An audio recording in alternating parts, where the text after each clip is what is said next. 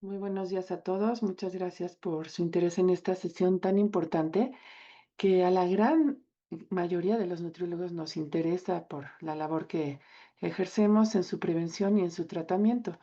Y la obesidad es un problema que acompaña al ser humano desde que el hombre existe, desde que hay un exceso de alimentos, el sedentarismo principalmente y que también esto se debe muchísimo a hábitos de alimentación. Hay un componente genético, como nosotros sabemos, pero mucho es conductual. Y esta enfermedad no respeta edades, no respeta razas, pues también em, hay sus distribuciones, ¿no? En diferentes poblaciones, en diferentes países.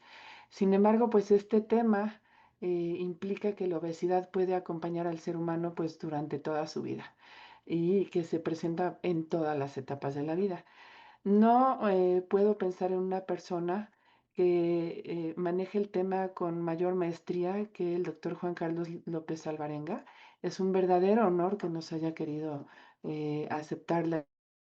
Es profesor de la University of Texas de Rio Grande Valley, pero tiene un extensísimo currículum y por supuesto, pues todas las instituciones se arrebatan a una persona así con estos conocimientos y estas posibilidades. Entonces, pues Paola lo va a presentar el día de hoy y nos va a acompañar en esta tan interesante sesión el doctor López Alvarenga. Muchas gracias.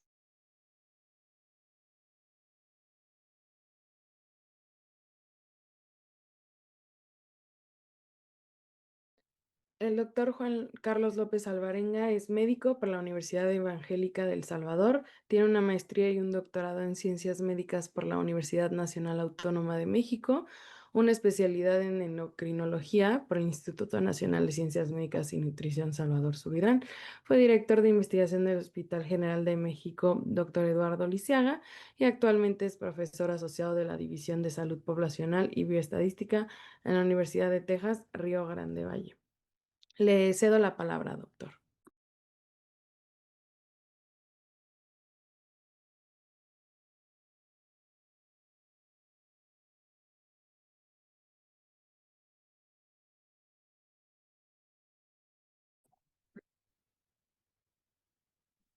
Muchas gracias por participar en esta sesión.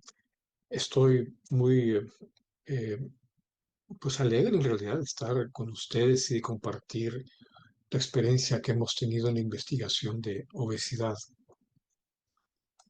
Vamos a hacer un viaje eh, con esto de la obesidad y a poder pues compartir estos aspectos. Antes que nada, quisiera comentarles, pues soy profesor asociado de la División de Salud Poblacional y Bioestadística de la Texas University of Rio Grande Valley. No tengo ningún conflicto de interés.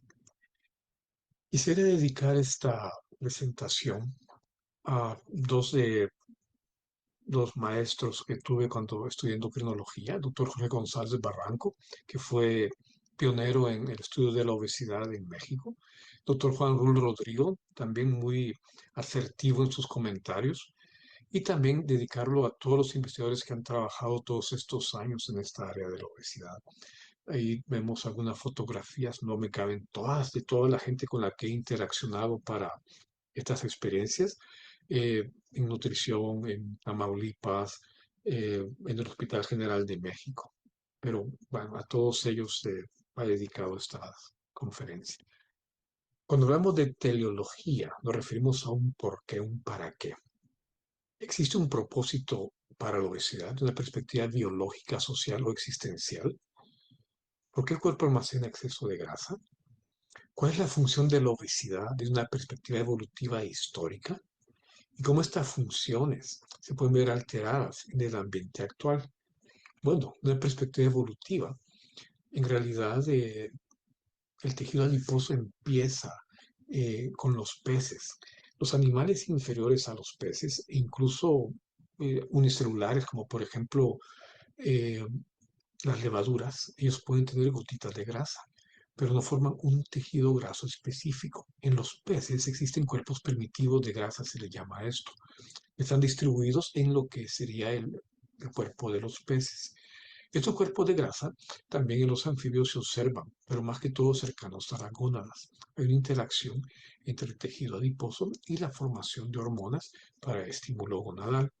Por otro lado, en el caso de los reptiles, se puede modificar la cantidad de estos cuerpos de grasa de acuerdo a las estaciones de frío o calor y les sirve a estos animales para poder mantener su energía. El tejido adiposo, como nosotros lo concebimos, empieza con las aves. Probablemente desde los dinosaurios no tenemos en los fósiles ninguna evidencia de tejido adiposo, pero ya con ellos se piensa de que sí ya tenían capas como en el caso de las aves. El tejido adiposo de las aves es más que todo de tipo blanco. No existe tejido pardo. El tejido pardo se observa solamente en los mamíferos y se ha visto que tiene actividades pues, de termogénesis, y lo que permite mantener la temperatura en el cuerpo. Vamos a saltar desde mamíferos inferiores hasta el hombre y hablar un poco del arte, porque eso nos va a transmitir lo que es la obesidad en nuestra especie y los cambios que ha habido de la concepción a través del tiempo. En el caso de los neandertales, la cueva de Bruniquel en Francia, se encontró de que había algunas estructuras que son circulares.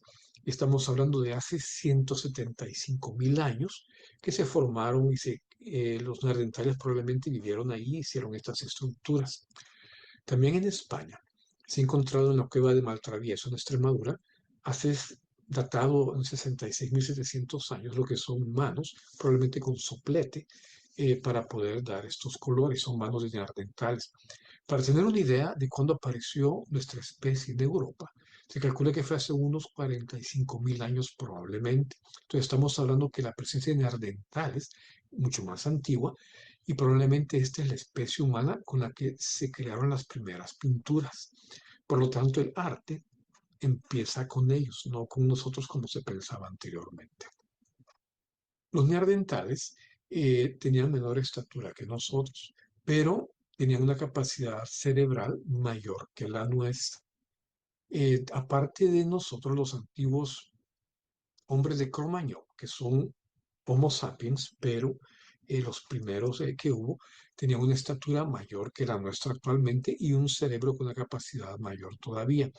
Y vamos a ver la involución que hubo a través del tiempo en cuanto a ser más pequeños, probablemente relacionado a la estructura social que hemos venido teniendo. También se han encontrado esqueletos de personas adolescentes. Hay más de 21 esqueletos demostrados donde se ha investigado en los huesos. Por ejemplo, la adolescencia en aquel momento se calcula que estaría entre los 17 y los 22 años, un tiempo más tardío de la que tenemos actualmente. La experiencia de arte en el Paleolítico se da con estas figurillas que las conocemos como las figurillas de diferentes Venus, ¿no? La más conocida, la Venus de Würselsdorf, que como observarán todas estas estatuillas lo que tienen es formas redondas y aumento de la grasa. Probablemente estaba representando, se piensa, fertilidad o que tenga que ver con la posición social de estas personas, pero ya había un interés en dejar en figurillas pues este tipo de composición corporal.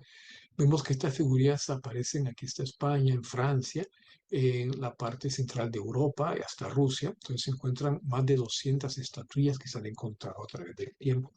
Es interesante que son las formas femeninas la que predomina para dar este tipo de arte. Los hombres en la parte masculina es muy poco lo que hay. Y si se fijan, pues las estatuillas que hay son representadas por formas más bien rectas, no redondeadas como en el caso de las estatuillas que vimos anteriormente. Y aparte, pues la presencia del pene, ¿no? Que se insistían en esto los antiguos para diferenciarlos, pero es mucho menos lo que se expresa con estas estatuillas masculinas comparado con las femeninas. Por otro lado, la revolución neolítica, es decir, cuando empezamos a sembrar, eh, y ahí se forman comunidades, eh, digamos, si no urbanas, pero por lo menos ya forma de tribus, la alimentación cambia completamente. Durante esta expresión de revolución neolítica vemos cómo hubo cambios en la composición corporal. Aquí tenemos lo que sería el Paleolítico y vemos la estatura de mujeres y hombres. Cuando empieza la parte neolítica hay una disminución en la estatura. Entonces las enfermedades aumentan, cambia la composición ósea y la estatura de las personas baja. Probablemente por alimentarse ahora, en vez de ir a cazar y tener más alimentación con proteínas, más hidratos de carbono a través de las plantas que se están teniendo. Posteriormente, las mejoras en la forma de vida hace que la estatura vuelva a aumentar, tanto en hombres como en mujeres. Y la expresión artística lo que demuestra en la época neolítica es, por ejemplo, mayor detalle tanto en las formas. Aquí tenemos una mujer en una estatua encontrada en Turquía, donde hay pues cabezas de felinos en la silla donde está sentada y una expresión de poder probablemente. O estatuillas en Pakistán, donde se ve un detalle de las vestiduras o los peinados que tenían y aparte por las caderas. Estas estatuillas femeninas también se han visto en México, en Latinoamérica. Vemos aquí, por ejemplo, en Tratilco o en Guerrero, cómo de que hay estatuillas femeninas con una forma diferente de cómo se presentan en Europa. Pero vean cómo hay una expresión de las piernas donde hay aumento en la adiposidad. Por otro lado, si van al Museo de Antropología en Jalapa, van a encontrar también estatuillas bueno, estatuas no tan pequeñas de lo que es el dios de la obesidad. Y este pues es algo interesante que aparece expresado en los aztecas. Hubo otros pueblos, los griegos, por ejemplo, con silenos y Baco, que expresaban pues obesidad con la ingestión de lo que es el vino. Entonces, todas estas expresiones artísticas nos permiten conocer un poco la estructura de adiposidad que había en estas épocas. No sabemos en qué porcentaje de mujeres.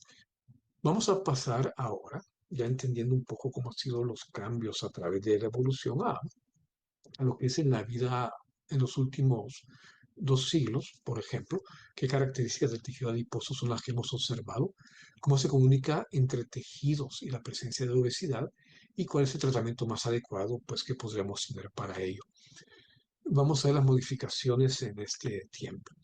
La obesidad, en los papers que ha habido en los últimos años ha sido pues sumamente interesante cómo ha habido un aumento en la cantidad de papers a partir del siglo pasado. Y esto pues con el origen de la leptina es lo que permitió que explotara pues cuando se descubrió esta hormona el número de publicaciones e interés por la obesidad. A través del tiempo, en Estados Unidos, por ejemplo, en el siglo XVIII, también se ha observado lo que era el índice de masa corporal en West Point y en otras escuelas militares. En el siglo pasado, después de la Primera Guerra Mundial, se ve lo que es un aumento en índice de masa corporal entre los hombres. Y este aumento se da más en los años 80. Aquí vemos lo que son las cohortes a través desde 1880 hasta 1980 y cómo hay un aumento en los deciles a través del tiempo. Entonces es muy claro el aumento que estamos observando en estos grupos de edades. Cuando con el doctor González Barranco empezamos a trabajar lo que era la obesidad, no se ocupaba en aquel entonces el índice de masa corporal, sino que se tenía en las tablas de la Metropolitan Life Insurance Company. Estas tablas nos daban lo que era el peso ideal de acuerdo a la estructura ósea pequeña, mediana o grande en mujeres y en hombres. Y de acuerdo a la estatura, pues estaba el peso que se estaba ideal que debería tener. Entonces lo que hacíamos era, se pasaban a kilogramos, por supuesto, y se veía el exceso de peso que había en cada persona. Así teníamos obesidad arriba del 10%, 30% o 40% del peso ideal.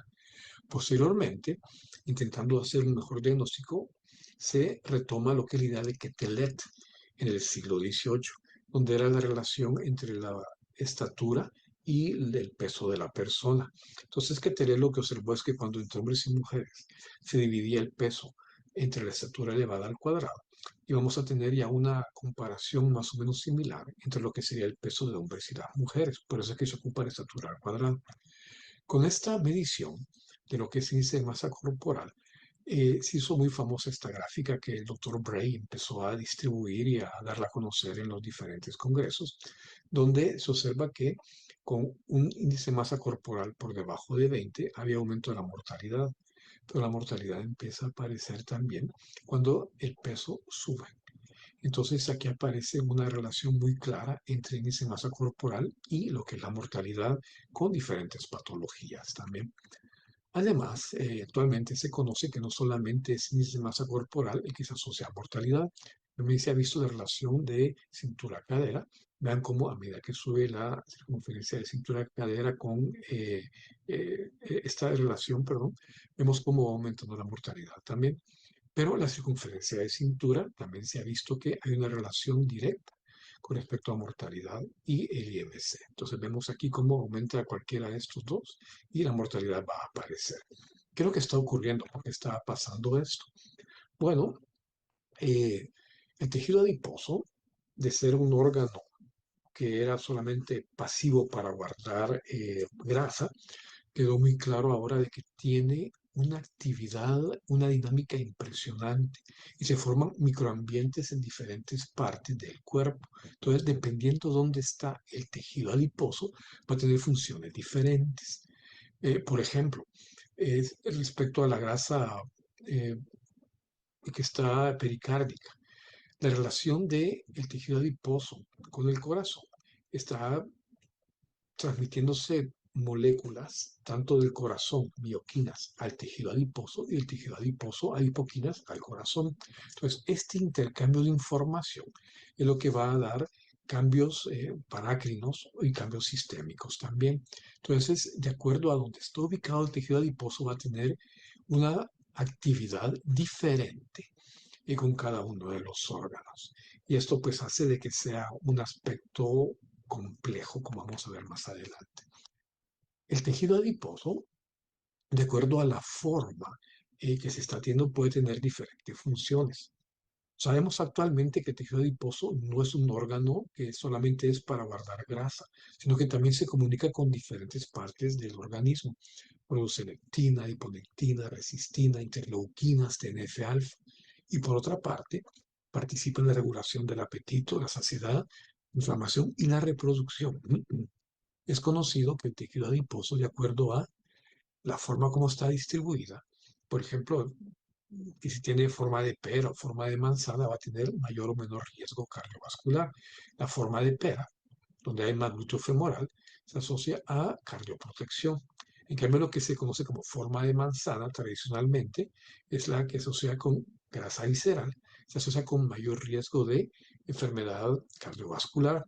En diferentes estudios que hemos hecho anteriormente, hemos demostrado que en mujeres puede existir, por ejemplo, grasa abdominal, pero no necesariamente se asocia a grasa visceral como en el caso de los hombres. Tenemos estudios que hemos demostrado con cortes de tomografía, donde tienen las mujeres mucho tejido subcutáneo abdominal, pero adentro hay una cinturita, porque hay poca grasa visceral y probablemente el efecto de riesgo cardiovascular es menor en este tipo de personas. Entonces, no necesariamente el presentar mucho tejido adiposo en el abdomen se asocia a mayor riesgo en las mujeres. Puede estar relacionado más a grasa subcutánea y no en grasa visceral como ocurre en los hombres. Pero aquí vean cómo hay una distribución también en la parte inferior del organismo, de tal manera que corresponde pues a esto de la protección. Por otro lado, el tejido adiposo se puede ver como un sistema interrelacionado entre diferentes tipos de células. Es decir, tenemos células grasas, tejido conectivo, nervios, células del estroma, células inmunes también. Y también hay diferentes tipos de células de tejido adiposo. Está el tejido adiposo blanco, el tejido adiposo pardo y está el beige también, que sería como una especie de intermedio. Estos dos tienen orígenes embriológicos diferentes, incluso marcadores celulares diferentes. El tejido adiposo blanco es una sola gota de grasa la que tiene en su interior. El pardo son múltiples tamaños, múltiples gotas de grasa que están adentro, pero predomina lo que son las mitocondrias. Y el tejido adiposo pardo lo que se encarga es de producir eh, calor a través de desacoplamiento de las UCP1. Entonces, de esta forma es que se está produciendo el calor. estas células, todas estas células, aquí hay vasos, nervios, como hemos mencionado, tienen interacciones complejas entre sí. Y además el tejido adiposo va a poder comunicarse con otros órganos a través de lo que es la sangre o por reacciones paracrinas también. Y así tiene múltiples funciones. Almacena energía, aislamiento térmico también para protección de lo que es el frío, produce hormonas, tiene una respuesta inmune y pues, participa en muchos procesos metabólicos. Actualmente se está trabajando en lo que es el PET de cuerpo total. La idea es poder calcular cómo es el estado metabólico de diferentes partes del cuerpo y el tejido adiposo también.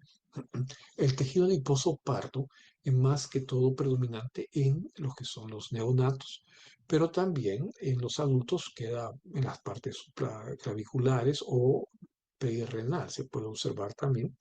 Y en presencia de frío, el tejido adiposo pardo puede aumentar su actividad, incluso expandirse y crecer.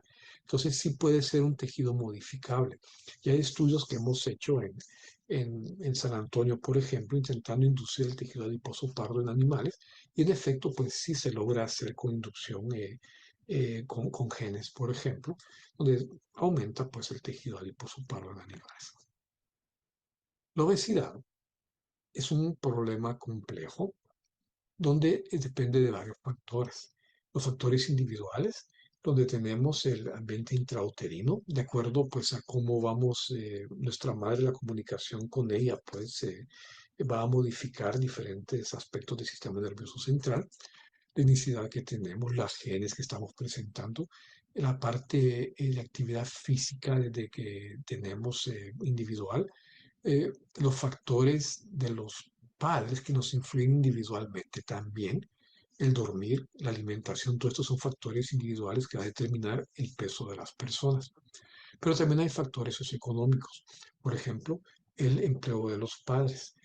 Se ha visto que a mayor educación de los padres, las, la actividad de vida diaria de las personas es mejor porque puede escoger mejor los alimentos o tener actividad física que aquellas personas que tienen una educación paterna más básica. También el ingreso económico pues tiene que ver con todo esto. Y por supuesto existen factores comunitarios que están envolviendo a todo esto, como por ejemplo el tipo de casa que se tiene, la escuela en la que se está participando y la educación de las personas en la comunidad donde se está viviendo. Entonces la obesidad se convierte no solamente en un problema biológico, sino que también una relación social y de salud pública con todo esto. En infancia, se ha observado que la prevalencia de obesidad en México relativamente ha aumentado desde el año 2006 hasta el 2022 y ha sido, pues, la tendencia ha sido a desacelerar la velocidad con la que venía aumentando desde 1993. Y habíamos predicho antes del año 2000 que probablemente el pool genético se tenía que ir modificando en las primeras generaciones. Probablemente vamos a ver una estabilidad en la obesidad mórbida más que todo en los próximos años. Entonces esto, sumando lo que sería la obesidad y el sobrepeso en los niños, andamos cerca de un 40% que se está observando en México. La obesidad en los niños empieza desde intrauterina. La exposición a la sobrealimentación materna, por ejemplo, puede hacer modificaciones en la epigenética y la programación hipotalámica. Se puede alterar lo que es el núcleo arcuato. Este núcleo, recordarán que es donde convergen señales de leptina, grelina, insulina, glucosa, y lo que aparece durante esta sobrealimentación materna es que la expresión de neuronas como los PONC y los CART está disminuida. Estas neuronas se encargan de producir saciedad al momento pues, de alimentarse. Y en cambio va a favorecer las neuronas como los neuropéptido Y o los AGRP, que va a favorecer el apetito. Por lo tanto, es posible que esta exposición a la sobrealimentación materna va a hacer que haya una hiperfagia postnatal en estos niños. Por otro lado, la leptina fetal, la leptina se forma tanto en el tejido adiposo del feto, pero también en la placenta. La placenta más que todo va a inducir maduración en el feto, va a hacerlo crecer, pero también en el eje hipotálamo, hipófisis y gónadas. Entonces, esta parte va a permitir que el niño pues crezca en forma normal, pero la sobrealimentación va a romperle estas señales que se están generando la maduración fetal. Por otro lado, la lactancia y la microbiota van a modificar la sensibilidad a la leptina. Y esto es algo que no me voy a extender en eso en esta conferencia porque de microbiota hay muchísimo escrito. Me interesa más bien integrar otros aspectos aparte de lo que estoy mencionando. En este estudio lo realizamos con el doctor González Barranco en el año 2003. Lo que hicimos fue tener casos y controles de acuerdo a la historia de haber tenido desnutrición en el primer año de vida. Los casos fueron obtenidos de diferentes hospitales pediátricos y revisando expedientes, pues encontramos y los fuimos a buscar y a visitar en sus casas. Ahí participó trabajo social del hospital de nutrición, mucho pues para poder captar a estos muchachos. Y los controles son muchachos que no tuvieron un problema de desnutrición. Como ven, pues los años son más o menos parecidos, aunque los casos inevitablemente fueron ligeramente más jóvenes que los controles. Pero en el peso observen cómo el índice de masa corporal de los casos es menor que en el caso de los controles. Y la relación cintura-cadera es menor y el peso al nacimiento es solamente de 200 gramos de diferencia entre ellos. ¿Qué fue lo que encontramos en esto actualmente? Pues cuando se hizo este estudio ya estaban arriba de los 20 años en promedio. Y lo que hicimos fueron clamps. Con el doctor Ríos estuvimos trabajando esto durante varios meses. Vean cómo en el caso de los controles, cuando ponemos lo que es la grasa abdominal en centímetros cuadrados con respecto al clamp, el clamp nos habla de resistencia a la insulina. A más valor, la resistencia es menor, es decir, hay más sensibilidad. Y cuando bajamos este valor, hay menos sensibilidad, por lo tanto, más resistencia. Observen cómo en los controles estamos viendo de que hay una relación entre estas dos variables de la grasa abdominal y la sensibilidad a la insulina de 0.35. En cambio, con los que presentaron malnutrición, esta relación aumenta a 0.65. Además, observen cómo la pendiente es mucho más pronunciada en este grupo. Igual, cuando hablamos de índice de masa corporal, observen cómo la relación entre el IMC con la sensibilidad es de aproximadamente 10%. En cambio, con las personas que tuvieron desnutrición en el primer año de vida es de 41%. Este es de los primeros estudios que demostraron que no solamente sea programación fetal intrauterina, sino que una vez que el bebé ha nacido, también puede la desnutrición producir alteraciones en la resistencia a la insulina. Y aparte lo que ahora se conoce como diabetes tipo 5, donde se relaciona lo que es desnutrición. En este otro estudio, esto son gracias a la doctora Valles que nos permitió analizar datos de la ENEC 1993.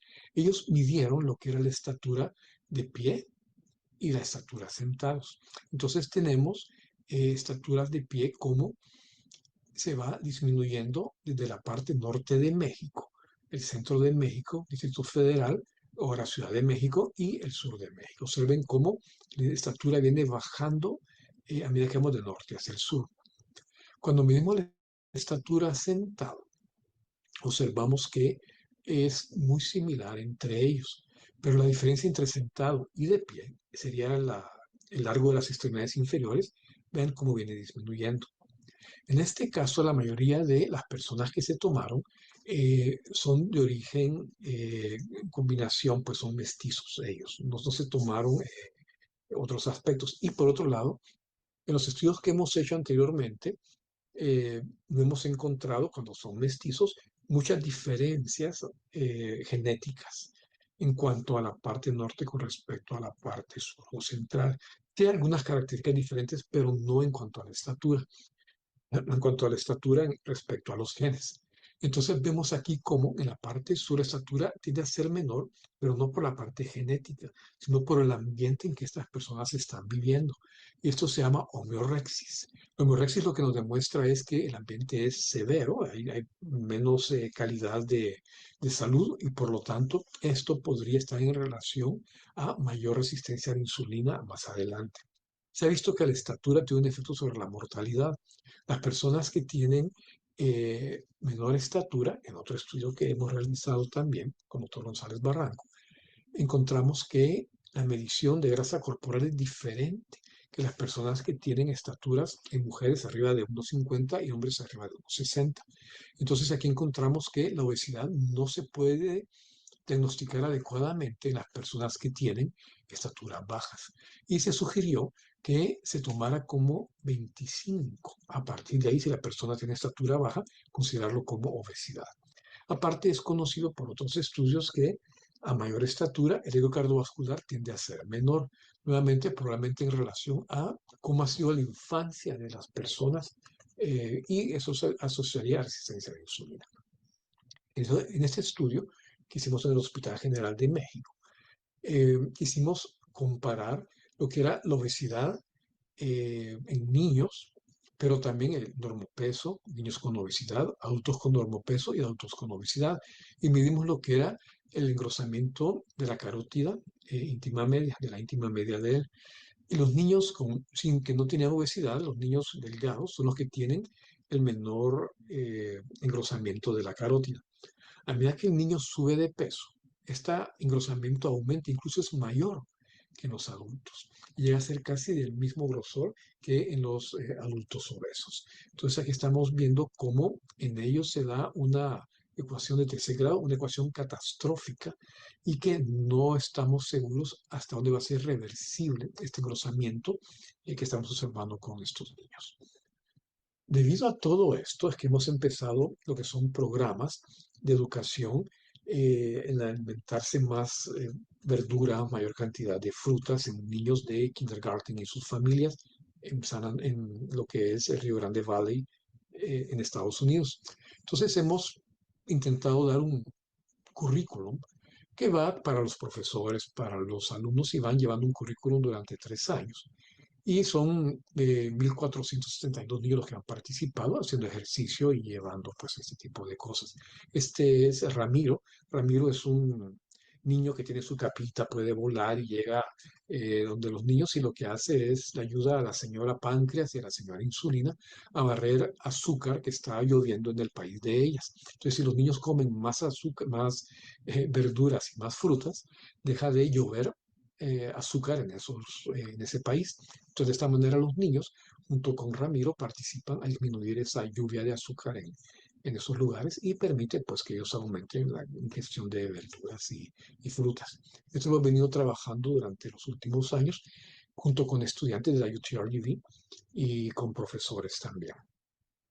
En adolescentes se ha observado que la obesidad también ha venido aumentando a través de los años. Así vemos desde 2006 hasta 2022 un aumento.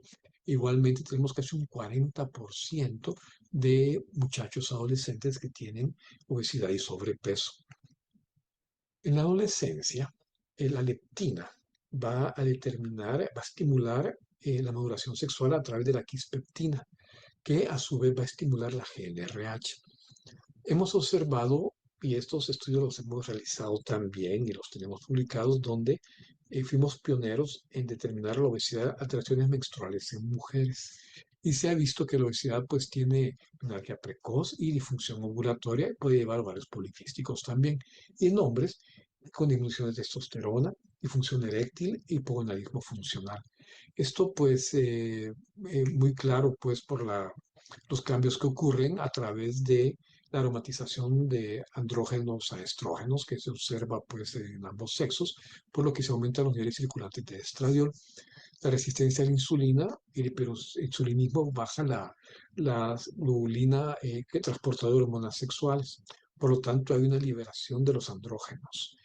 La fracción libre está aumentada y esto pues puede producir ciclos anovulatorios en las mujeres también. Así es que vemos todos estos cambios en la adolescencia. Por otro lado, el tejido adiposo tiene íntima relación con lo que es las respuestas inmunológicas. Hay estudios en dermatología que demuestran que, por ejemplo, cuando hay una infección por Staphylococcus aureus, no solamente hay una respuesta inflamatoria en la piel, sino que el tejido adiposo es capaz de movilizarse a intentar detener la infección y contribuye al control de la misma.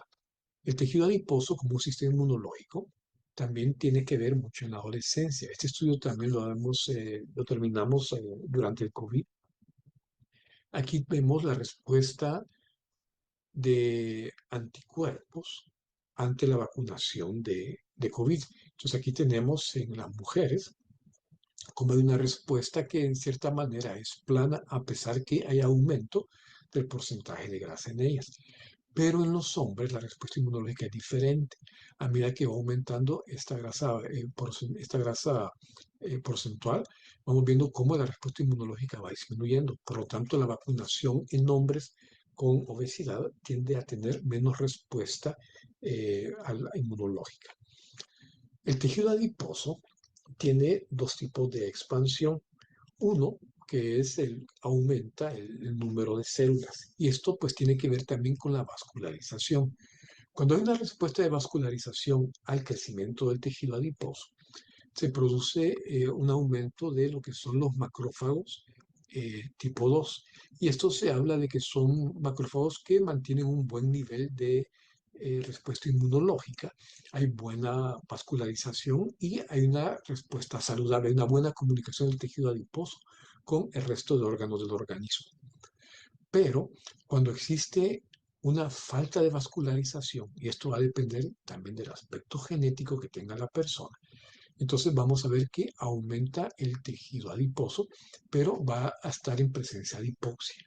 La hipoxia nos va a llevar a que aumente los macrófagos de tipo 1 y va a haber aumento de las células nulas y también una respuesta inflamatoria crónica que se va a estar observando.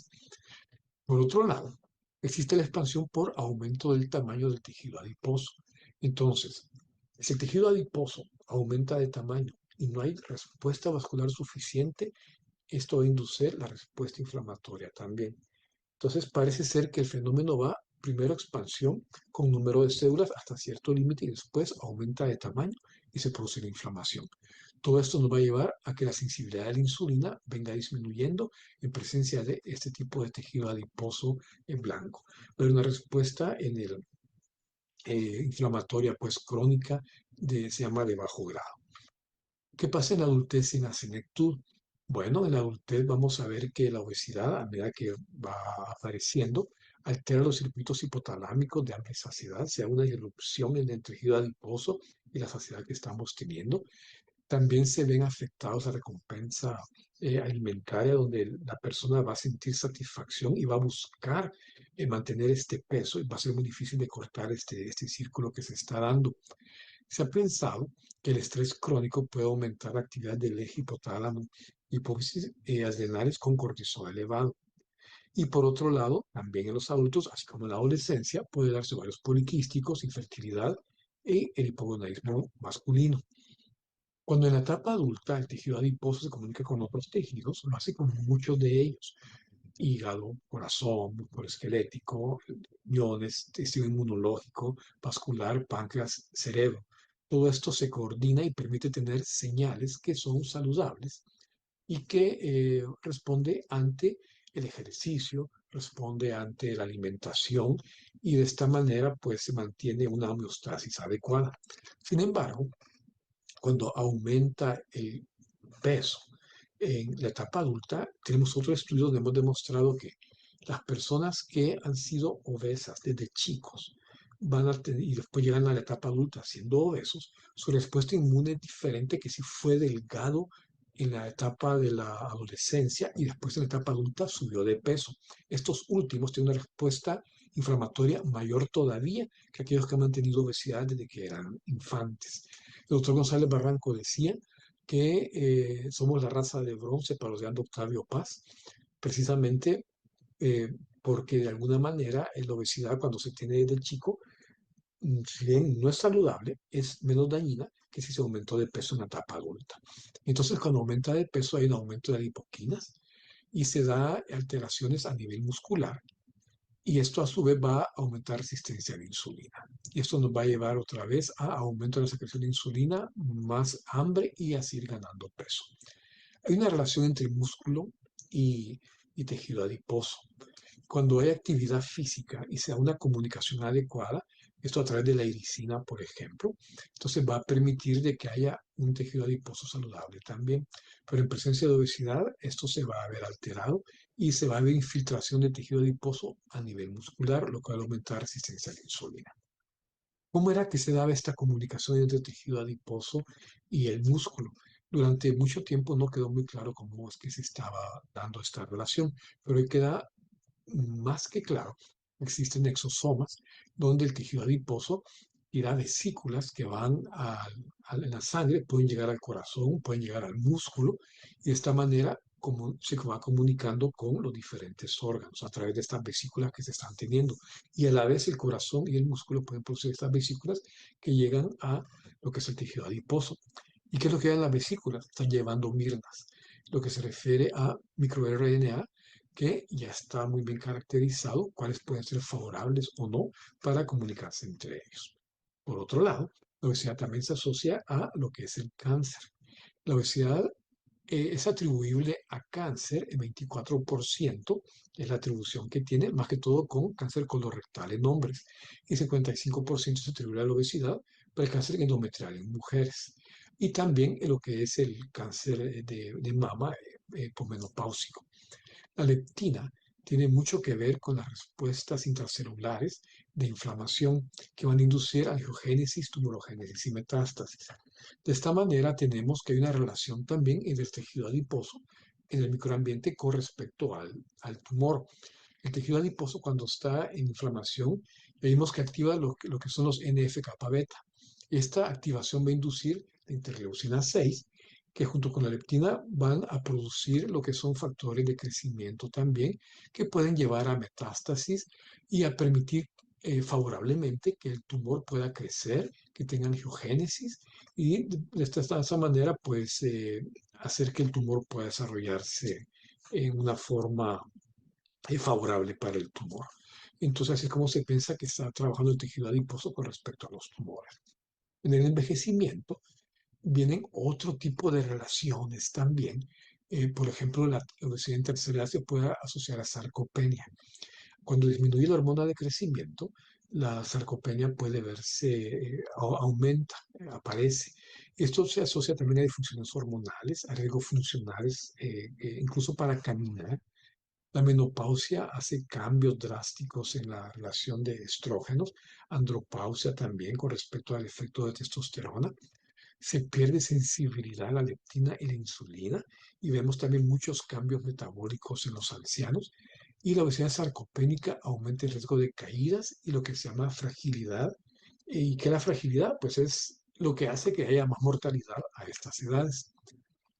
Se da la homeostenosis asociada a la fragilidad. ¿Qué es esto de homeostenosis? Bueno, existe una homeostasis cuando tenemos, por ejemplo, una infección o una caída, por ejemplo. Entonces, este estresor, esta actividad o este evento que produce estrés va a permitir que el organismo logre recuperarse dentro de una respuesta homeostática adecuada. Pero a medida que vamos envejeciendo, la respuesta homeostática se va afectando y no respondemos de la misma manera, se va estrechando la estenosis. Entonces ya las respuestas de recuperación van siendo menores, ya no son como eran antes. De tal forma que a medida que vamos envejeciendo, llegamos a la fragilidad, porque ya en presencia de una infección vamos a responder en forma adecuada ya. Si vamos a tener un problema fisiopatológico que nos va a llevar a morir. Entonces, estos cambios de homeostenosis son los que estamos viendo y estamos actualmente intentando entenderlos mejor. Está lo que es adipaging, que se refiere a el tejido adiposo disfuncional, así como un envejecimiento cerebral, envejecimiento renal, envejecimiento de hígado, también un envejecimiento de lo que es el tejido adiposo. Y aumenta pues la grasa en forma porcentual, baja la masa magra, aumenta la grasa en la región abdominal que va a inducir resistencia a la insulina y hay una redistribución de grasa ectópica de lípidos en la médula ósea, músculo y otros tejidos, y células senexcentes, también que aumentar citocinas y estrés metabólico. Esto en presencia de obesidad. El adipocito tiende a disminuir, hay fibrosis tisular y reducción de la capacidad angiogénica. Vean cómo cuando se tiene más de 80 años, la posibilidad de demencia si anteriormente ha habido hipertensión o diabetes y de acuerdo a la edad va aumentando. Veamos, por ejemplo, si hay antecedentes desde los 45 años de tener hipertensión sola, diabetes sola o la combinación. La probabilidad de tener demencia aumenta. En 55 y 65 años, vean cómo es la misma tendencia. La presencia de hipertensión es un riesgo, presencia de diabetes, el riesgo es mayor y cuando están las dos, el riesgo aumenta todavía. Y por otro lado, lo que es la mortalidad. Aquí vemos lo que serían las curvas de índice de masa corporal por diferentes edades. Vean cómo se conserva a medida que sube el IMC, de acuerdo a la edad, una distribución parecida a la que vimos con Dr. Bray, una distribución en forma de U, donde los extremos, un ser poco peso o mucho peso, se aumenta la mortalidad, pero también lo que sería el gasto médico. Entonces vean cómo a medida que sube el peso, independientemente de la edad, el gasto médico por enfermedad va aumentando también.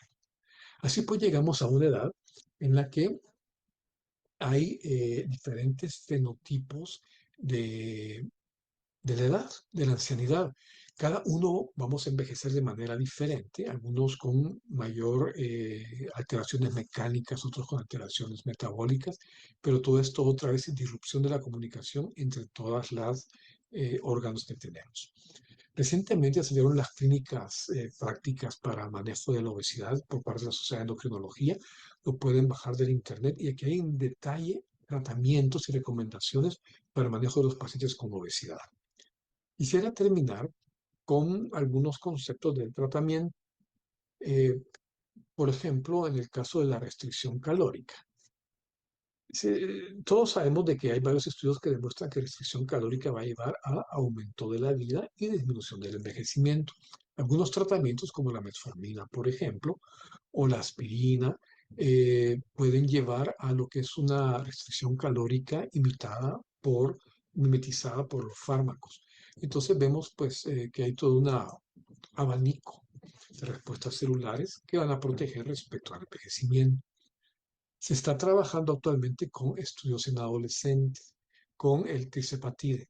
Entonces, está viendo, ya vamos a tener resultados finales, espero, en este año, donde ya quede más claro, pues, cómo tiene un efecto para la disminución de lo que es el peso con ellos.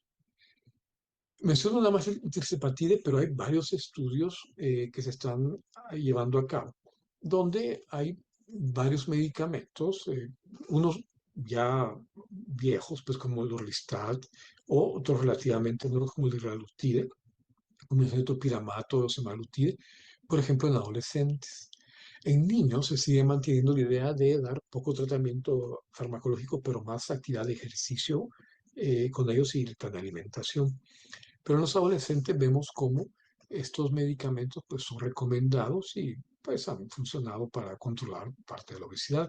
Y aparte la cirugía bariátrica, cuando empezamos a estudiar obesidad hace años con el doctor González Barranco y que Miguel Herrera trajo las operaciones, pues en aquel tiempo era muy discutido hacerlo en adolescentes. Ahora pues ya queda claro de que sí va a haber beneficio por el grado de obesidad que tienen varios de ellos. En la etapa del adulto también hay farmacoterapia para la obesidad y se considera arriba de 27 si hay una comorbilidad asociada con la obesidad. Igual hay tratamientos farmacológicos para la obesidad y la cirugía bariátrica en general. En cuanto a los ancianos, hay pocos estudios con farmacoterapia. Entonces aquí son los adultos los que tienen la mayor cantidad de estudios en cualquiera de estas áreas, pero con ancianos es más difícil. Pero se han probado algunos agonistas del receptor de GLP-1, ya conocidos pues como liraglutide, semaglutide o la tirzepatida, pues de que ha dado algunos resultados, pero no todos están convencidos completamente. Y aparte, pues cirugía bariátrica está en debate, ¿no? No queda muy claro cómo va a ser esto. Decimos que de acuerdo a diferentes etapas de la vida, otra vez, se requiere que haya tratamientos adecuados a la etapa que se está viviendo para esto. ¿Qué podemos concluir de lo que hemos platicado el día de hoy? Bueno, la obesidad se manifiesta como exceso de peso, pero en realidad es una disfunción de señalización interna. No solamente es el peso, sino que todos los cambios que están ocurriendo de comunicación entre los órganos y y diferentes sistemas. Luego, el origen de la obesidad va de etapas muy tempranas de la vida. No es una cuestión que se dé a edad adulta solamente, sino que se empieza a formar desde que estamos en útero y eso va a determinar las complicaciones que vamos a tener más adelante. Por otro lado, la obesidad afecta la maduración sexual y la maduración reproductiva. Es claro actualmente que la obesidad es un proceso inflamatorio de bajo grado y esto tiene muchas implicaciones a nivel sistémico y que la solución no solamente en dieta y ejercicio, y podría agregar aquí no solamente dieta, ejercicio y tratamiento farmacológico, sino que se requiere un enfoque de salud pública, donde tenemos que trabajar para permitir de que haya lugares y situaciones que permitan que la gente tenga mejor alimentación y actividad física. Y por otro lado, la combinación personalizada de esos tratamientos con el farmacológico y en salud pública también. Bueno, quisiera terminar con este par de reflexiones. Esperamos que haya un futuro mejor pues, para nuestros jóvenes.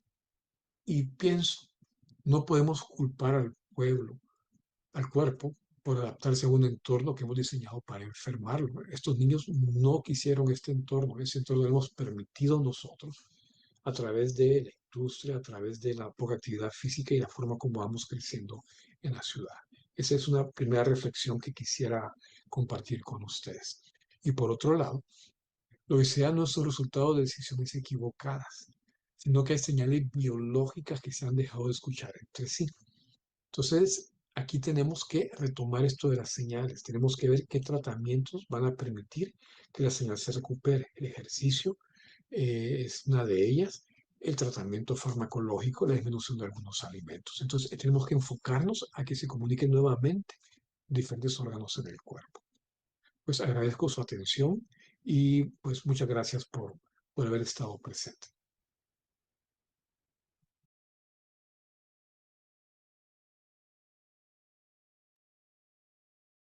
Al contrario, Juan Carlos, muchísimas gracias por esta conferencia, de verdad tan completa, tan entendible, comprensible.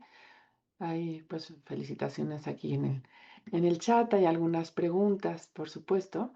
Quería yo empezar, además de las preguntas de Facebook, las que hay ahora en el chat, con respecto a las células adiposas pardas, si hay algo que hacer, pues se hablaba de estas cámaras de congelación que uno podía entrar, ¿no?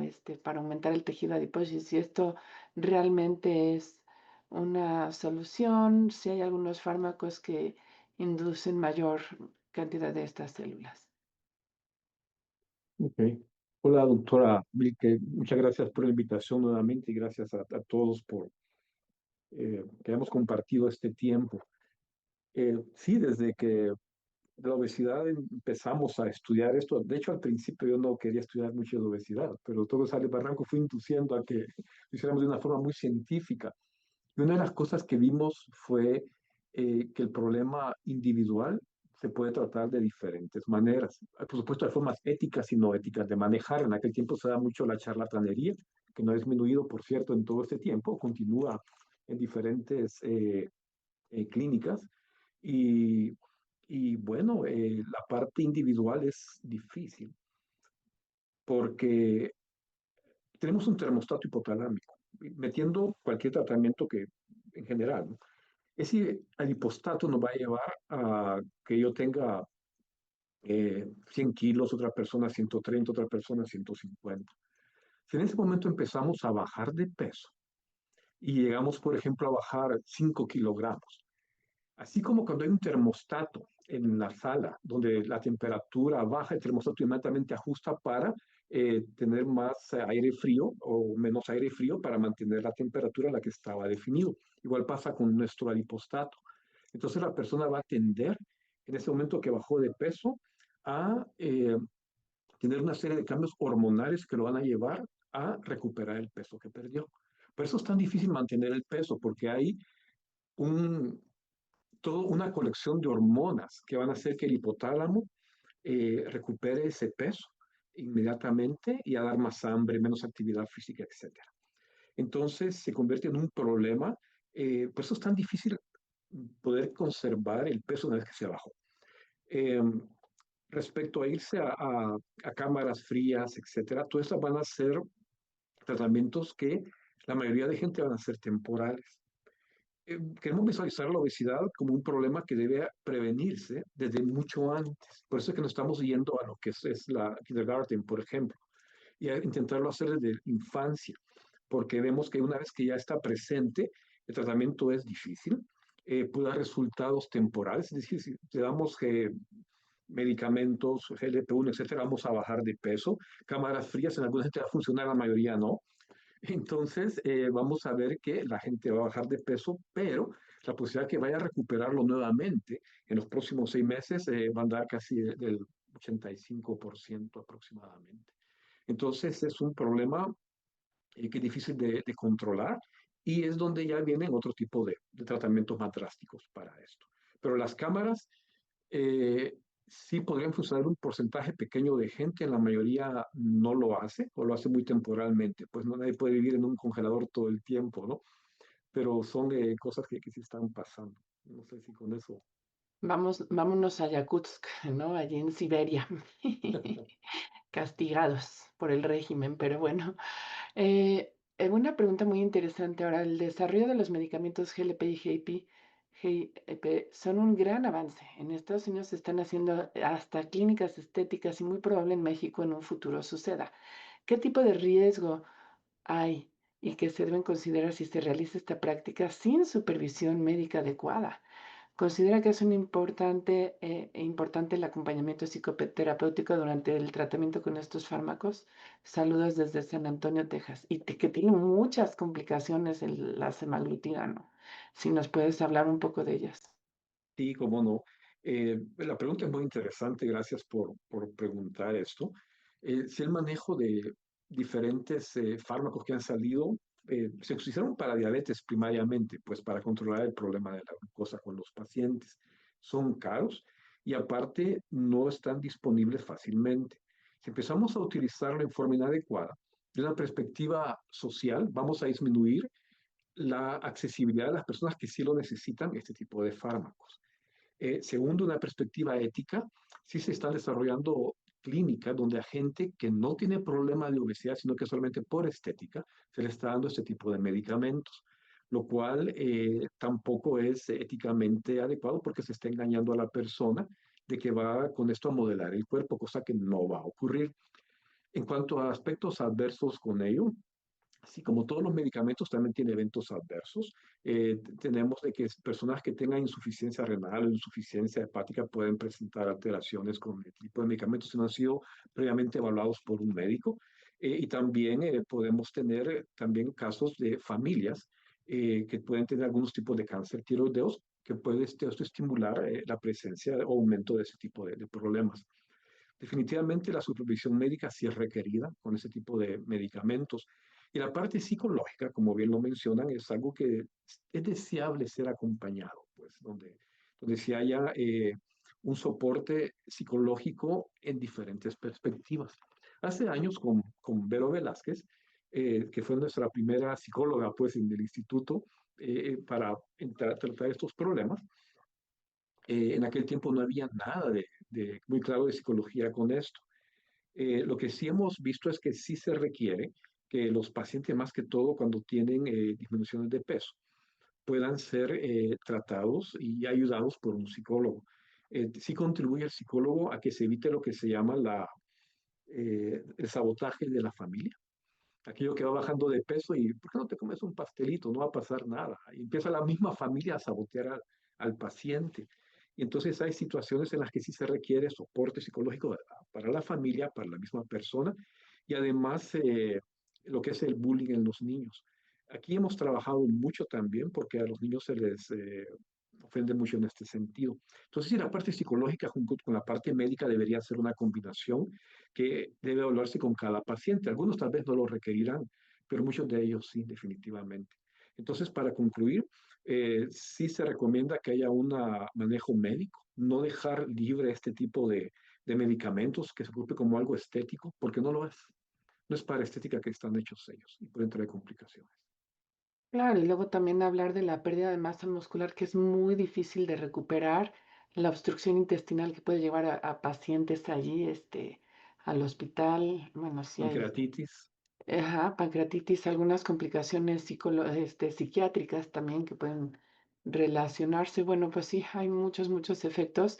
Y sí debería de estar esto definitivamente mucho más regulado, Juan Carlos. Yo sí lo creo, con Sí. sus criterios bien puestos, ¿no? De No es hecho, aquí está la parte que mencionas, y muy importante también es la parte ética. Pues a mí me interesa cuidar a mi paciente o me interesa sacar dinero del paciente.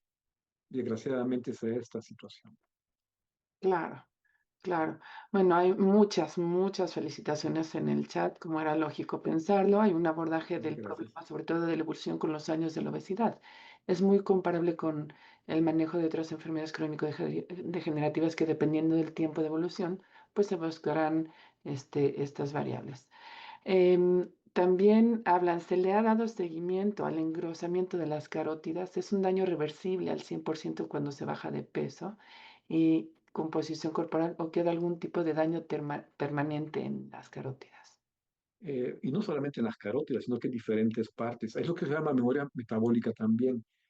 Eh, Junto con las carótidas y pensar en otro tipo de vasos, los pacientes que tienen obesidad muy importante, hablamos arriba de 35 o 40 de índice de masa corporal, estos pacientes se acompañan no solamente de engrosamiento, sino que también de apnea de sueño. Apnea de sueño es, imagínense, están ustedes, la apnea se define como 10 segundos sin respirar, pero estos pacientes pueden pasar hasta 2 minutos sin respirar. Es una cantidad impresionante, lo cual aumenta la presión intrapulmonar. Eh, la presión pulmonar, perdón. Y entonces estos pacientes, aunque tengan tratamiento, se les da la cirugía y bajen de peso completamente, la apnea de sueño no se quita 100%, permanece. Y puede permanecer hasta en un 25% de la cantidad de apneas que tenían anteriormente. Pacientes de 200 apneas pasan ahora a tener 50 apneas.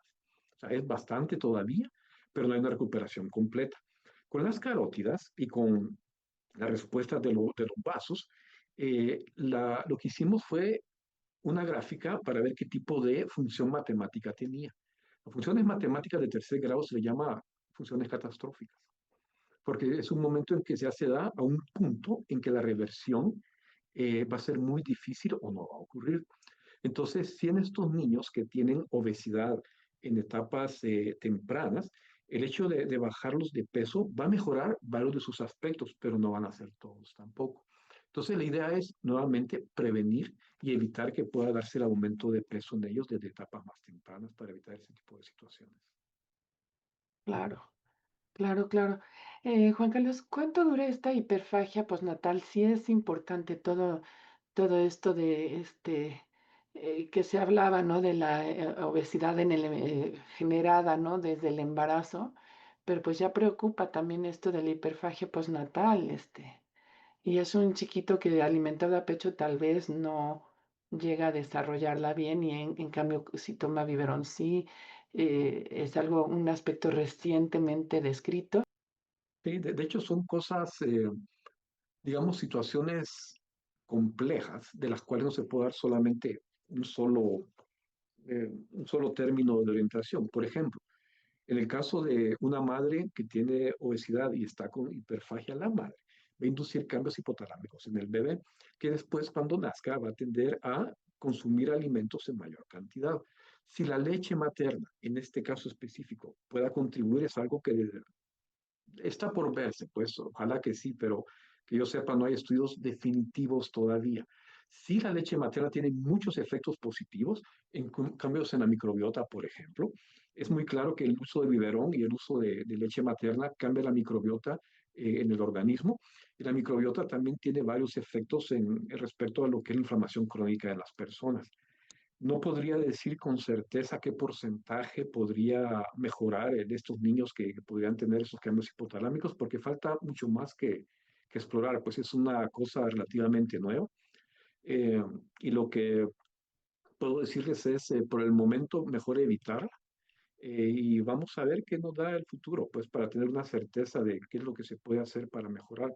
Sí podemos suponer que la lactancia materna puede contribuir, podemos suponer que también la actividad física y el cambio de la madre con respecto a su propia alimentación, aunque el hijo haya nacido, puede ayudar al bebé también. Entonces, pero estos son cosas que tenemos que demostrarlas cómo funcionan en realidad.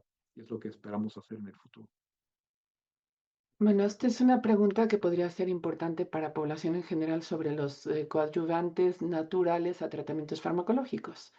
Por ejemplo, el codo de fraile, que tenía muchos efectos, etcétera, ¿no? Hay algunos aprobados, ¿te acuerdas de la camboya, esta fruta? No sé, hay Sí, algunos. hay varias. Bueno, la medicina natural la hemos estudiado desde hace décadas. Y algunos han sido, vamos, lo voy a poner en esa perspectiva. Eh, Cuando tenemos, por ejemplo, la corteza de sauce tiene unas sustancias parecidas a la aspirina. Y por años he ocupado corteza de sauce para aliviar dolor de cabeza o fiebres con las personas. El problema con las cortezas es que va a depender de dónde es que está ubicado cada uno de estos árboles, también cómo se ha tratado la planta, el contenido que tengan, así de tierra baja o tierra alta, el porcentaje de este tipo de sustancias parecidas al ácido salicílico se modifica. También cambia no solamente la cantidad, sino que otras sustancias que están agregadas dentro de la planta. Entonces, un primer problema que tuvimos hace años fue cómo diseccionar o cómo discernir qué es el medicamento que tiene la planta y aparte todos los adyuvantes que está presentando.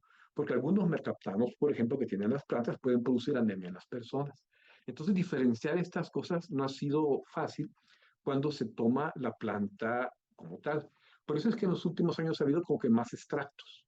En vez de dar la planta completa, lo que han hecho algunas industrias es extraer lo que piensan que podría ser los, las sustancias activas de las plantas. Y de esa manera ha cambiado tanto la industria como la presentación de este tipo de sustancias.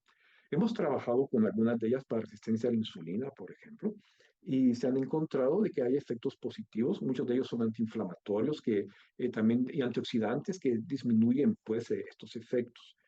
En cuanto a obesidad, la mayoría no han tenido buenos resultados si nos enfocamos en la parte de disminución de peso.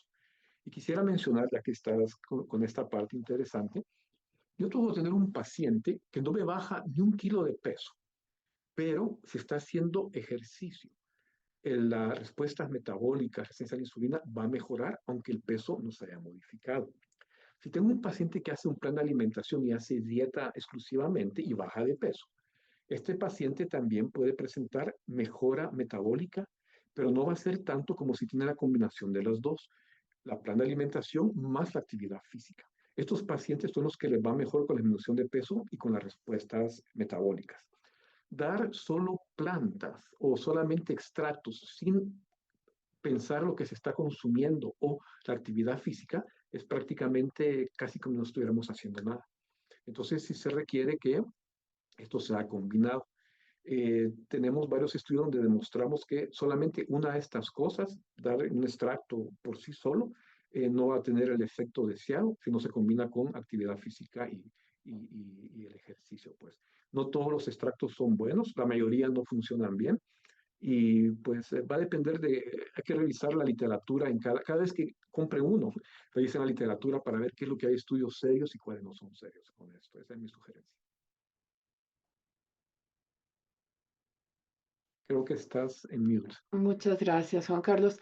Sobre el ejercicio que pueda modular la vascularidad del tejido adiposo, ¿puede modular también el tejido adiposo pardo el ejercicio? ¿Puede hacer que aumente? Porque las fibras musculares unidas, bueno, sí, esas sí se estimulan con los diferentes tipos de esfuerzo físico, pero el ejercicio que module la vascularidad, o sea, puede penetrar hasta allí y del tejido adiposo sí lo puede cambiar el ejercicio. Sí, como definitivamente la respuesta muscular ante el ejercicio con medicina, por ejemplo, va a mejorar la actividad del tejido adiposo también, va a disminuir la inflamación que está presentando. Se ha visto efectos benéficos del ejercicio con las personas. Por supuesto, tampoco se trata de ejercicio extremo que va a dañar las articulaciones del paciente, hay que hacerlo en forma modulada y moderada. En cuanto al tejido pardo, sí hay controversia, pero sí hay estudios que demuestran de que sí puede haber un ligero aumento de tejido pardo en presencia de ejercicio, en efecto. Sí se puede dar en algunas personas. Eh, Entonces, sí hay efectos benéficos definitivamente con esto. El frío es lo que se ha visto de que aumenta el tejido pardo en la gente, pero el aumento del tejido pardo per se no necesariamente implica disminución de peso. Estudios hemos hecho, por ejemplo, con esquimales. En Alaska hemos trabajado con esquimales y viendo cómo les va. Y la situación es que en los esquimales es interesante que tienen obesidad. El promedio de la glucosa es aproximadamente por 100 miligramos por decilitro, el promedio de la población.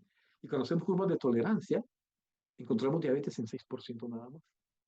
Entonces, contrario a lo que esperábamos, porque tienen una obesidad, lo que mencionamos en forma de manzana, la mayoría, y tienen todo para ser diabéticos y no ocurre simplemente. Entonces, cuando hemos querido entender qué es lo que pasa con ellos, probablemente sea la parte del consumo de grasas de tipo omega 3, omega 6 que tienen, porque cuando llega una ballena, pues toda la tribu va y las agarran y están jalando la ballena y se están comiendo la grasa inmediatamente que la están abriendo. Entonces son situaciones que pueden ser genéticas, ambientales. No necesariamente y seguramente, porque aquí quisimos hacer estudios de grasa parda con ellos, con PET, para poder ver qué tanto estaban presentando. No pudimos hacerlos en ese momento, ojalá los podamos realizar, pero suponemos de que sí tienen grasa parda, pero nuevamente no necesariamente implica relación con el peso, pero tal vez tenga que ver con el metabolismo que ellos están presentando también. Pero se nos hizo interesante el estudio con los Inuits allá en Alaska, pues, en este Muy sentido. interesante. Fíjate que esto también puede ser una pregunta recurrente en población general y toda esta parte no solo de la cirugía de obesidad en cuanto a tubo digestivo, sino los equipos que reducen, sobre todo en mujeres, esta cantidad de tejido adiposo en muslos, en caderas, en abdomen. Dice uno de nuestros escuchantes, en la actualidad hay difusión y uso de aparatos de cavitación, sobre todo como tratamientos estéticos en función a esto, si puede haber una repercusión sobre el adipocito y neurotransmisores y toda la expresión de leptina. ¿Habrá algunos estudios al respecto de esto? De esta liposucción, de la cavitación, de todos estos tratamientos que coadyuvan estéticamente. Claro, hay estudios, sí, los hay definitivamente, de que donde se está evaluando lo que es las respuestas metabólicas ante este tipo de tratamientos. Eh, Uno de los primeros que hubo, el de Samuel Klein, él vino y hizo análisis de lo que es resistencia a la insulina y metabolismo de glucosa en pacientes a quienes se les había extirpado buena parte de lo que es el tejido adiposo, ¿ok? Conservando el tejido visceral. Lo que demuestra Klein es que el metabolismo es muy poco el efecto que hay, porque se mantuvo la grasa visceral en estos pacientes. La grasa visceral y tiene mucho que ver con la forma del abdomen. La grasa visceral, decíamos, en los hombres tiene forma de manzana, indica que hay mucha grasa visceral. En las mujeres que tienen forma de manzana puede ser grasa visceral o no necesariamente. Las personas, hicimos hace tiempo estudios también donde vimos que la grasa abdominal puede ser muy gruesa en las mujeres y cuando hacemos los cortes tomográficos, tener una cinturita. O sea, se ve con peso la persona, pero una cinturita, una cintura pequeña por toda la grasa que la está rodeando. Estas personas con poca grasa visceral sí podrían tener la cirugía estética y van a seguir sanas sin ningún problema, pues, porque realmente tienen, parecen obesas, pero realmente la grasa visceral que tienen es muy poca. Entonces, es lo que se llama una obesidad sana, se le llama esto, pues, pero va a depender de varias situaciones también. Entonces, más que la cirugía o la liposucción o la cavitación, va a depender también de cómo sea la distribución de grasa de la persona que la está recibiendo. Entonces, lo más probable es que el efecto metabólico va a ser muy pobre, el que está teniendo, si la persona está teniendo grasa visceral. Entonces, esa va a preservarse de todas maneras. En cambio, si no la tiene, tiene una buena respuesta metabólica de todas maneras, con o sin el manejo, pues va a mantenerse bastante bien, de todas formas. Esos son manejos estéticos que no son de manejo médico necesariamente. Sí, muchas gracias. Fíjate que también hay una pregunta muy importante en la menopausia, las mujeres que acumulan toda la grasa por falta de estrógenos, justamente en la cintura. Ya no hay cinturita, ya hay este cuerpo de boiler, de calentador, tristemente. ¿Hay algunos medicamentos que están dirigidos a este sector de la población? ¿Hay alguna forma de reducir este aumento tan importante de peso? ¿Qué consejo puedes dar a los médicos que tratan mujeres en la perimenopausia? Es todo un problema, es muy difícil el tratamiento. Sí, no, definitivamente. Consejos para esto es, bueno, lo mejor es prepararse desde antes. Es como que lo primero que yo sugeriría, si todavía no están en ese periodo, pues prepararse con actividad física y tener un cuerpo saludable lo más posible para entrar durante la menopausia. Ahora, durante la menopausia sí se dan cambios, y se dan cambios hormonales, hormona de crecimiento, se modifican estrógenos, se modifica testosterona, aromatización periférica y una serie de cambios que hay. Sí se recomienda también prevenir lo que es la sarcopenia. Entonces, de una perspectiva simple, la prevención de sarcopenia tal vez sería lo más importante con la actividad física. Luego, medicamentos. Y aquí viene un punto que antes lo teníamos muy claro, de dar estrógenos conjugados, por ejemplo, entre la menopausia para evitar una serie de situaciones. Y en la actualidad ha habido más controversias y más que sí, que no. Y entonces hay situaciones en las que se recomienda escoger al paciente bien si le va el tratamiento o no con estrógenos conjugados.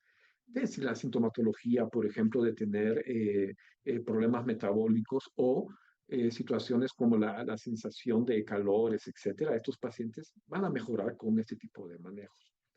Ahora, hay una situación que estamos viendo en esta última década y es las personas que pasaron ya a una etapa mayor de los 60 años, hablamos de 60, 70 años, cuando tienen cierto peso corporal, no obesidad mórbida, pero sí estamos hablando, por ejemplo, de un ligero sobrepeso.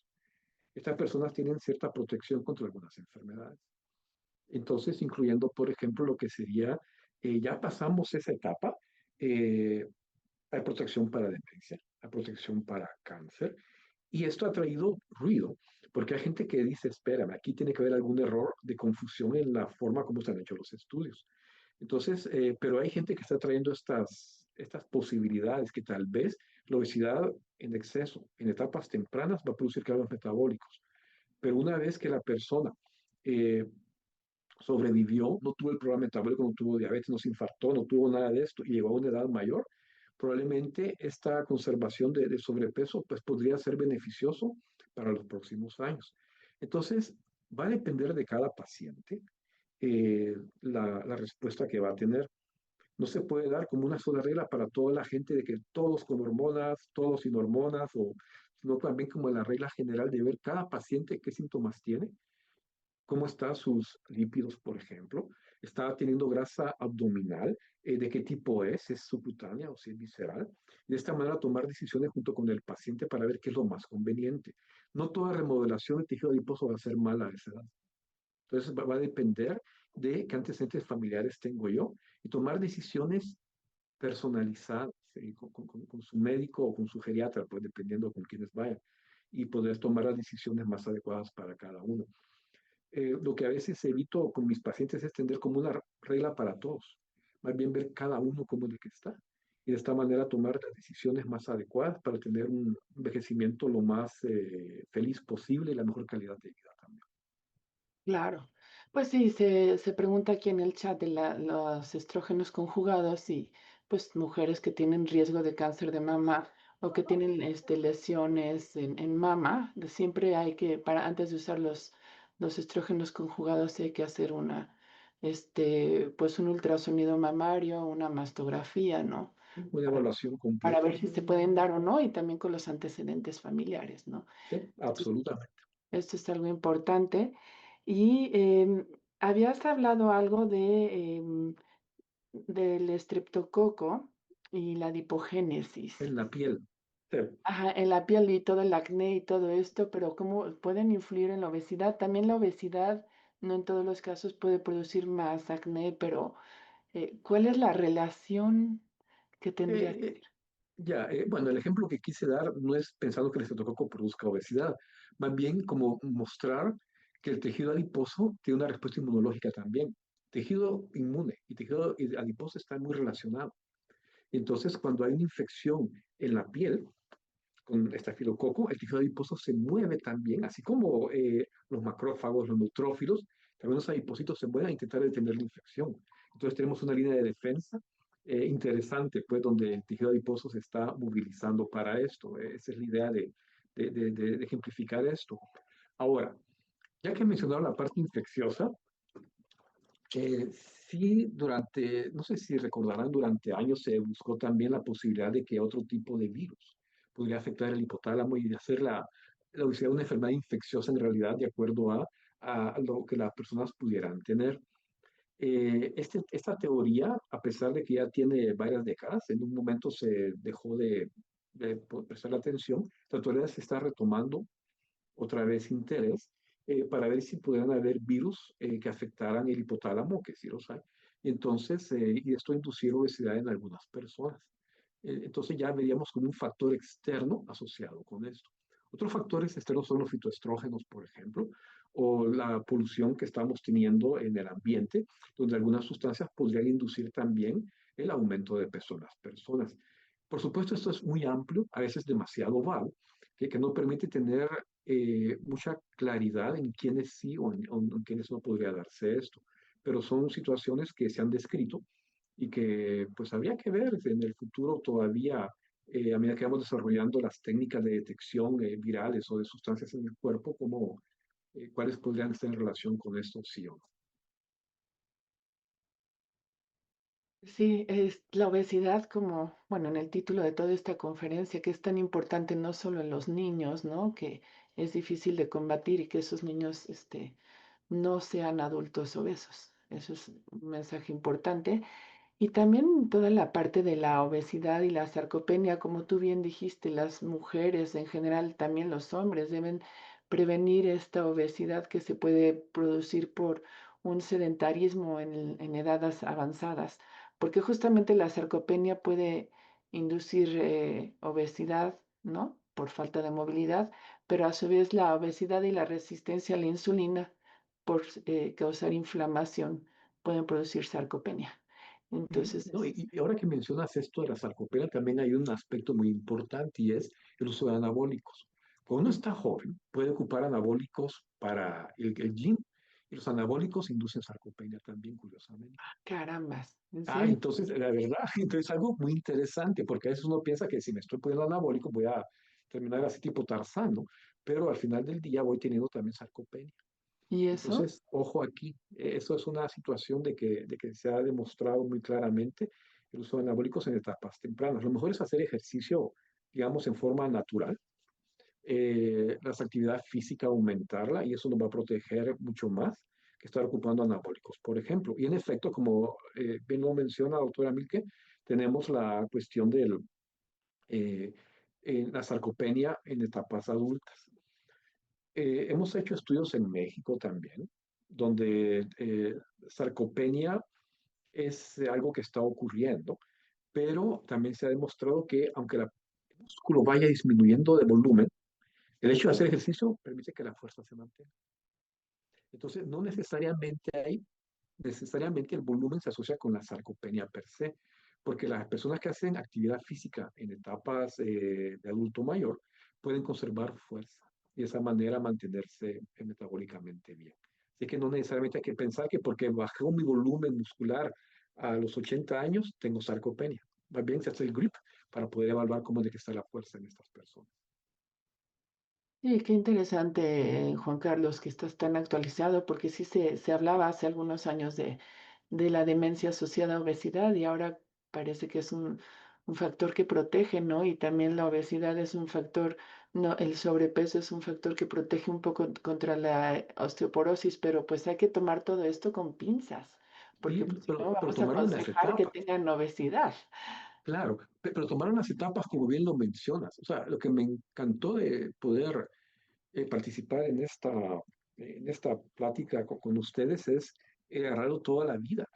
Y de acuerdo a la etapa de la vida va siendo diferente el efecto de la obesidad y la comunicación con otros órganos. Entonces, hay momentos en los que la obesidad es un riesgo, definitivamente, y es claro el riesgo que estamos teniendo, pero puede haber un momento de la vida en que podría ser protección. Entonces, lo que tenemos que hacer es, en etapas tempranas, lo más que podamos, actividad física y controlar el tipo de alimentación que tenemos. Y si hemos tenido una vida saludable, con la remodelación del tejido adiposo que ocurre en la edad mayor, si tenemos bien las cosas, pues vamos a poder sobrevivir sin problema, pues teniendo pues un ligero aumento de peso o mantenerlo, pues no nos va a afectar a esa edad, pero antes sí. Entonces son cosas que tenemos que considerar e ir aprendiendo, pues porque seguimos todavía con 20.000 preguntas que nos hacemos y poder entender qué efectos que vamos a ver en las personas en los próximos años. Pues sí, yo creo que esos son, con estos mensajes nos podemos quedar. Muchísimas gracias, Juan Carlos, por tu exposición tan clara. Como verás en el chat hay miles de felicitaciones, algunas preguntas que se quedaron en el tintero, pero a nombre del Instituto, de la Dirección de Nutrición, la Dirección de Enseñanza, y personalmente, por supuesto que te quiero felicitar. Sigan, por favor, todas las publicaciones del doctor López Alvarenga y te agradezco muchísimo tu participación. Muchas gracias a ti y a todas las personas que estuvieron en este día. Estamos más que encantados de seguir participando. Muchas gracias. Muchas gracias. Te va a leer tu reconocimiento, Paola.